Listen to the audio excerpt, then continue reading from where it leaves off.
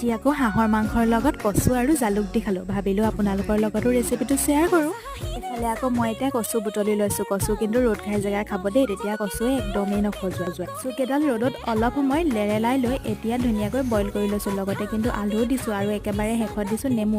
আৰু এতিয়া এইফালে লৈছোঁ অকণমান হাঁহৰ মাংস, পিঁয়াজ, কেঁচা জলকীয়া আৰু জালুকৰ গুড়ি, লগতে ৰচুন আদাৰ পেষ্ট। ভাত শাকত আচলতে একো মছলা দিলেই খাই ভাল নালাগে, সেইবাবে অকল ৰচুন আদাহে দিম। আৰু এইফালে কেৰাহীত তেল দিলোঁ, পিঁয়াজ দি পেলাই অলপ সময় মাংসখিনি ভাজি লৈ তাতে এতিয়া 2 চামুচ জালুক দি দিছোঁ ডাঙৰ চামুচেৰে। মই মাংসখিনি ফ্ৰাই কৰি লৈ এতিয়া তাতে কচু আৰু আলুখিনিও দি দিম। আজি পিছে কচু কেইডালমান কম হ'ল দেই, এতিয়া বিশেষকৈ কচু পাবলৈ টানেই হৈছে। আৰু এতিয়া আকৌ ইয়াতে ৰচুন আদাৰ পেষ্ট, নিমখ, হালধি দিয়া ভিডিঅ'টো পিছে থাকিয়ে গ'ল। আৰু অকণমান উতল আহিলত 2ডাল মান ধনিয়াও দি দিছোঁ। চাওকচোন কি ধুনীয়াকৈ তেল এৰিছে মাংসখিনিয়ে, আৰু খাবলৈ যে কিমান টেষ্টি আছিল নহয়। লগতে কিন্তু হালধি পাতত দিয়া মাছো আছিল দেই।